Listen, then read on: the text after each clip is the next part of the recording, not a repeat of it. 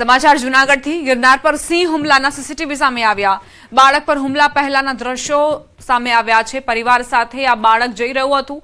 અંતિમ દ્રશ્યો તેના સીસીટીવીમાં કેદ થયા। બાળકને ફાડી ખાધા પહેલા કઈ રીતે બાળક પોતાના પરિવાર સાથે જઈ રહ્યું હતું। સવારે 4:30 વાગે સિંહે તેની પર હુમલો કર્યો। સિંહના હુમલાથી અફરાતફરી મચી ગઈ। ભક્તો જીવ બચાવવા માટે ભાગ્યા। ગિરનારની સીડી પર લગાવેલ સીસીટીવીમાં બાળક જોવા મળ્યું। 4:33 આસપાસ બાળક પર સિંહે હુમલો કર્યો હતો। ઘટના બાદ શ્રદ્ધાળુઓમાં અફરાતફરીનો માહોલ જોવા મળ્યો। શ્રદ્ધાળુઓ નીચે સીડી તરફ દોડવા લાગ્યા।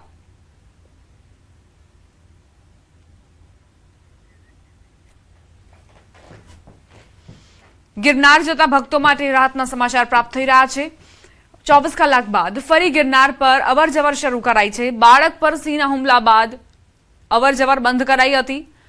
પર્વત શ્રદ્ધાળુઓની અવરજવરથી ફરી શરૂ થયું। 3 સિંહોના રેસ્ક્યુ બાદ જંગલમાં સ્કેનિંગ કરાયું। સ્કેનિંગ બાદ વહેલી સવારથી ગિરનાર પર્વત શરૂ કરાયો। સીડી વિસ્તારમાં વન વિભાગનું સતત પેટ્રોલિંગ। સીડી છોડી જંગલમાં ન પ્રવેશવા અપીલ કરાઈ છે। ગિરનાર પર્વતના 50 પગથિયે ગઈકાલે બનેલી ઘટનાને લઈને 3 સિંહોને પાંજરે પુરાયા બાદ આખા જે ગિરનાર પર્વત આસપાસનો જે વિસ્તાર છે તેને છે તે ચેકિંગ કરવામાં આવ્યું હતું કે આ વિસ્તારમાં કોઈ સિંહ છે કે નહીં। અંતે માલુમ પડ્યું કે હાલમાં આ વિસ્તારમાં હજુ સુધી કોઈ સિંહ નથી, એટલા માટે ગિરનાર પર્વત શ્રદ્ધાળુઓ માટે ફરી ખુલ્લું મૂકી દેવાયું છે। ને આપ દ્રશ્યોમાં જોઈ શકો છો કે જે રીતે આ વન વિભાગનો સ્ટાફ પણ અહીં તૈનાત છે અને હાલ લોકોને પણ સૂચન કરી રહ્યું છે કે સીડી છોડી અને અન્ય કોઈ જંગલ વિસ્તારમાં ન જવું અને સીડી પરથી જ ગિરનાર પર્વત જવું તેવી અપીલ કરવામાં આવી રહ્યું છે। ગઈકાલે જે 11 વર્ષના જે બાળક પર હુમલો થયો હતો ને તે બાદ તંત્ર દ્વારા છે તે કામગીરી કરવામાં આવી હતી। હાલમાં ગિરનાર પર્વત આજ વહેલી સવારથી રવિવાર હોવાથી ખોલી દેવામાં આવ્યો છે અને તમામ શ્રદ્ધાળુઓ મુખ્ય સીડીથી ગિરનાર પર્વત તરફ જઈ રહ્યા છે। અમર બખાઈ, ન્યૂઝ 18 ગુજરાતી, જૂનાગઢ। ભાવનગરમાં સિંહે પશુનું મારણ કર્યું। સિંહોર પંથકમાં સિંહ દ્વારા મારણ કરાયું। ભડલીથી ધ્રુપકા ગામ વચ્ચેના માર્ગ પર સિંહે હુમલો કર્યો હોવાની જાણકારી। ગદરભરનો શિકાર કરતા હોય તેવા લાઈવ દ્રશ્યો સામે આવ્યા છે।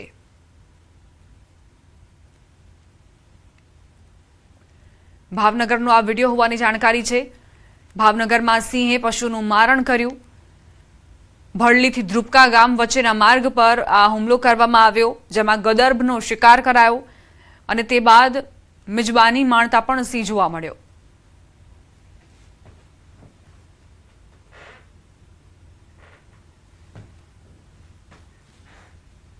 વડોદરાના કરજણ તાલુકામાં ઢાઢર નદી કિનારાના ગામોમાં ફરી એકવાર દીપડાની દહેશત જોવા મળી છે। પિંગળવાડા ગામમાં 3 દિવસ પહેલા દીપડાએ એક વાછરડાનું મારણ કર્યું હતું, જ્યારે હવે સંભોઈ ગામની સીમમાં રાત્રિના સમયે દીપડો દેખાતા ગ્રામજનો અને ખેડૂતોમાં ફફડાટ ફેલાયો। ગત રાત્રે દીપડો દેખાતા સ્થાનિક ખેડૂતોએ તેને કેમેરામાં કેદ કર્યો। અવારનવાર દીપડાની હિલચાલથી સમગ્ર પંથકમાં ભયનો માહોલ સર્જાયો છે। સંવાદદાતા હાર્દિક જોડાઈ ગયા છે વધુ જાણકારી સાથે। હાર્દિક, ફરી દીપડાએ દેખા દીધી છે, શું જાણકારી?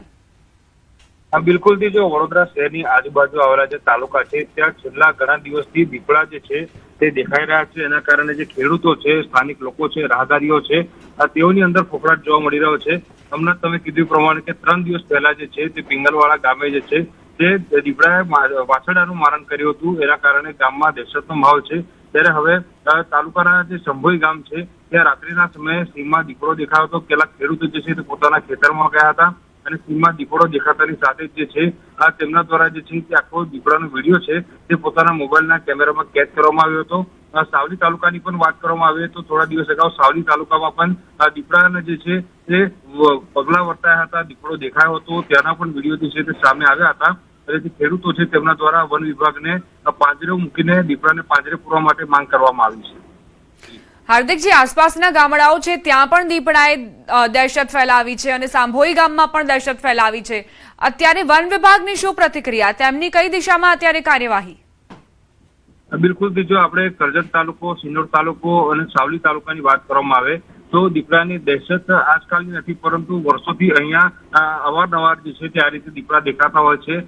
સાવલી તાલુકામાં અગાઉ વન વિભાગ દ્વારા પાંજરા મૂકવામાં આવ્યા હતા, ત્યારબાદ દીપડાને જે છે તે પાંજરે પૂરવામાં આવ્યો હતો. તે જ પ્રકારની પ્રક્રિયા જે છે તે અત્યારે શિનોર તાલુકો અને કરજણ તાલુકામાં કરવામાં આવી રહી છે. ગ્રામજનોની રજૂઆત એક જ છે કે આ રીતે જે મૂંગા પશુઓ છે તેમનું મારણ દીપડા દ્વારા કરવામાં આવી રહ્યું છે. એના કારણે ગ્રામજનોમાં ફફડાટ તો છે, પરંતુ ખેડૂતોને પણ આર્થિક રીતે નુકસાન જે છે તે થઈ રહ્યું છે. એટલે વન વિભાગ દ્વારા કંઈક ઘટતું કરવામાં આવે, આ દીપડાને પાંજરે પૂરવામાં આવે તેવી માંગ કરવામાં આવી હતી. ત્યારે વન વિભાગના જે અધિકારીઓ છે તેમના દ્વારા સ્થળ મુલાકાત કરવામાં આવી છે અને દીપડોની હાજરી હોવાના કેટલાક પુરાવા જે છે તે વન વિભાગને મળ્યા છે. ત્યારે આ દીપડો વહેલી તકે પાંજરે પુરાય તે પ્રકારના પ્રયાસો જે છે તે વન વિભાગ દ્વારા કરવામાં આવી રહ્યા છે. આભાર હાર્દિક, તમામ જાણકારી આપવા માટે. દેવભૂમિ દ્વારકાના ભાણવડમાં એક આખલાનું દિલધડક રેસ્ક્યુ કરાયું. ભાણવડ તાલુકા પંચાયત સામે આવેલા વિસ્તારમાં સાંકડા ભૂગર્ભ ટાંકામાં એક આખલો અચાનક ખાબક્યો હતો. ઘટનાની જાણ થતાં જ ભાણવડની એનિમલ લવર્સ ચેરિટેબલ ટ્રસ્ટની ટીમ તાત્કાલિક ઘટના સ્થળે દોડી ગઈ. કલાકોની ભારે જહેમત અને જેસીબી મશીનની મદદથી આખલાને આ સાંકડા ટાંકામાંથી સુરક્ષિત રીતે બહાર કઢાવ્યો. રેસ્ક્યુ ટીમ દ્વારા બોલ જીવને સ્થળ પર જ પ્રાથમિક સારવાર આપી મુક્ત કરવામાં આવ્યો. સ્થાનિકોએ ટીમની સરાહનીય કામગીરીને બિરદાવી હતી.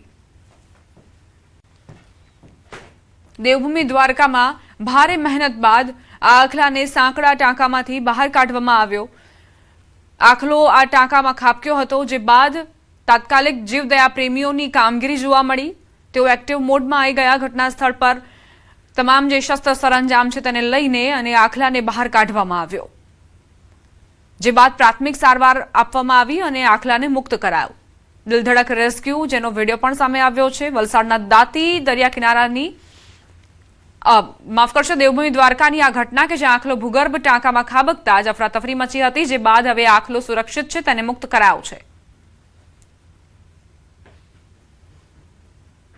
ગીર સોમનાથ જિલ્લાના તાલાળા વિસ્તારમાં પિતા પુત્રીના પવિત્ર સંબંધોને કલંકિત કરતો ચોંકાવનારો કિસ્સો સામે આવ્યો.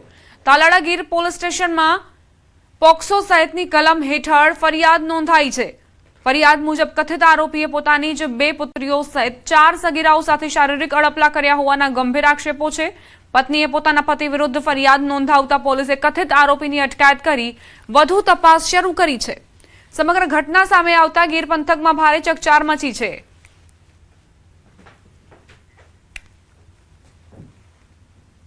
એક પીડિતા દ્વારા પોતાની 2 દીકરી અને પોતાની બહેનની 2 સગીરની દીકરીઓ સાથે પોતાના જ પતિ દ્વારા છેલ્લા 4 વર્ષથી જાતીય સતામણી અને અડપલા થયા છે તે અંગેની પોલીસ ફરિયાદ આપવામાં આવેલી.